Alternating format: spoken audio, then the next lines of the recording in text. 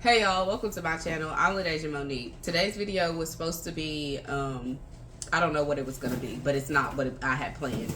So instead, I'm going to do a Q&A while I wrap these Christmas presents.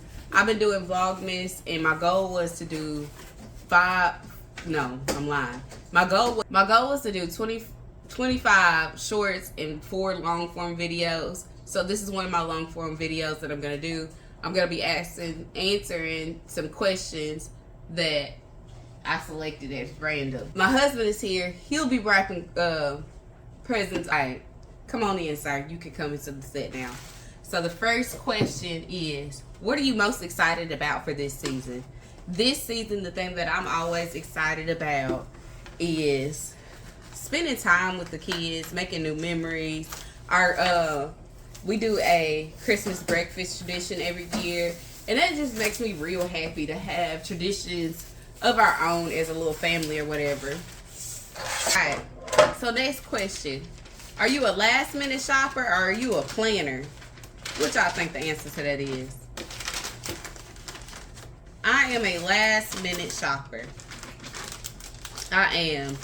One day I'm going to be a planner. But this year, I was a last minute shopper. The year before, I was a last minute shopper. I'm probably always going to be a last minute shopper until I'm like of old age, where I got some common sense and know some better. You know? Justin has never wrapped presents, so I don't understand why he's trying to tell me how to wrap my presents. I am having trouble over here, but I don't need your critique, because I'm going to get it done. I'm going to get it done. Why he trying to judge me? Do you enjoy wrapping gifts, or is it a chore for you? I actually enjoy wrapping gifts. It reminds me of packaging orders, which I also enjoy. I like doing stuff like that. I don't know. Now, I feel like I'm not as good at gift wrapping as some, but I get the job done. And that's what's most important, you know? I mean, do people really care about how they wrapped? Because the children are just going to tear it off. The next question. How long have you been creating content seriously? That's a really good question. Some would say I've been creating content since the day I came out of my mom's womb. That's just what some people would say. Who are those people that would say that? I'm not sure. But what I would say to the answer to that question is, how long have I been creating content seriously? The last 5 to 6 months. No, I'm just kidding. Since 2020, I started taking content creation seriously. Mostly on the business side, like, cause I do have a business of my own. Shameless plug. Go shop Journey to Shiloh for all your soaps, favors, and soaps and things of that nature. And doula services. But so yeah, since like I started a business, that's when I started taking content creation seriously. And I just like doing hair, so sometimes I film myself while I'm doing hair. All right, we got one present and wrapped, but 4 questions answered, so that's good. We moving along very well, very good. Jason said he was helping wrap, but I ain't seen him wrap nothing. You got the platform over there. So the next question is, what kind of content do you enjoy making the most right now?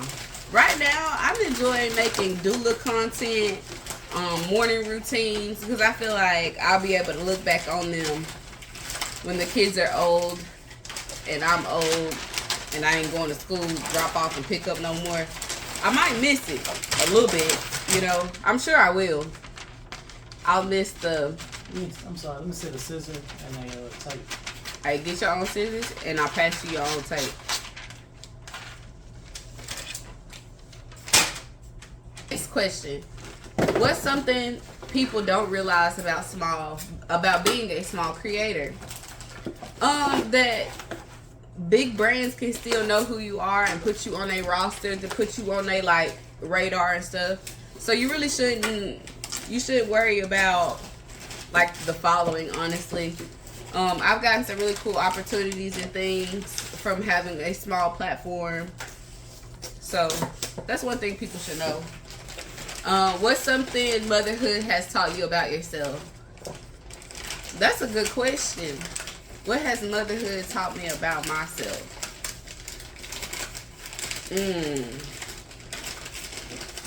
That I'm just a girl. Motherhood has taught me that at the end of the day, no matter how old I get, like, I'm still just a girl. And before I'm a mom, I'm a girl. Where the scissors? We gotta get another pair of scissors, man. Sorry, you just gotta keep setting them right there. When okay. Hold on, y'all. How has being a doula changed your view of life or motherhood? Being a doula has healed me. It has made me, one, being around little babies and stuff. I'm sorry. That was my phone. Being around babies and stuff makes me like get a little baby fever. But it also makes me appreciate the fact that my kids are now big kids and I'm out of the newborn trenches. It definitely... And it also just like, it makes me look back and have more grace for myself and what I went through. Because I had my kids like maybe a year and a half, 2 years at the most apart. So it was like basically back to back. And with that, you know, I dealt with some things. And when I, like, becoming a doula has just made me give myself more grace. That's how it's changed my outlook on things. All right. Next question. What made you become a doula? I'm gonna do a more in-depth video about this, but I had some, so I'll just start from the top. With my first, it was the birth. With my second, it was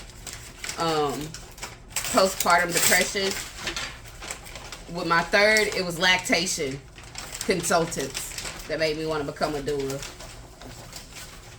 I say that's a good answer, right, babe? Yeah. That's the truth. I just had some crazy experiences, man, that were honestly uncalled for and unnecessary. And it was because I was uneducated and because I didn't have anybody to advocate for me. So, all right. How often do you change your hair and why? I change my hair a lot. Why? Because I get bored. My hair has always been a way for me to express myself, and I feel like with every different season of life I'm in, I gotta change my hair. I gotta have a different vibe, you know. It was too much work. I know what I'm doing. Where the scissors? Rack what you can. What is something you're really proud of yourself for this year? Getting my doula certificate. I'm really proud of that. Attending 4 births. Also, I did 3 of those births after I got my Bell's palsy diagnosis. And I kept going. I didn't let that stop me. So, that's something I'm really proud of. What are you leaving behind going into the new year? One thing I'm leaving behind going into the new year is rushing. I'm not doing that no more. I'm not rushing. I'm not, because for what, for why? For what and for why? If you're late, you're just late. It could be rescheduled. It could be canceled. It could be changed. Like, I'll be rushing every single day. For what? For what? I don't know. It's like just something in me, like somebody chasing me at all times. And I'm like, oh, I gotta hurry up. I gotta hurry up. And then I be stressed out. And like, I be real tense in my shoulders. So I'm leaving that alone. I'm gonna leave that behind. I'm also gonna leave behind procrastination at the same time. I'm leaving that behind too. I'm leaving that behind. What are you hoping for in the next season of your life? In the next season of my life, I'm hoping for more peace, more love, more divine clarity, more experiences, more laughter, more hugs for my children because they give really good hugs. I just look forward to attending more births, being a part of other people's birth stories and things like that. That's fine. I didn't interrupt you. No, that's fine. I'll wrap this many gifts as I answered all the questions. Thank you guys for tuning in to watch this very chaotic question and answer and rap with me. I hope you learned something about me. Don't forget to comment, like, and subscribe. Also, shop journeytoshiloh.com. If you are interested in doula services, go ahead and push the booking link on the website and book a consultation because they are free. And I wish I could do that little Bugs Bunny thing. That's all, folks. How do you rap? I'm sorry. But I can't. So I'm going to go help Jason rap.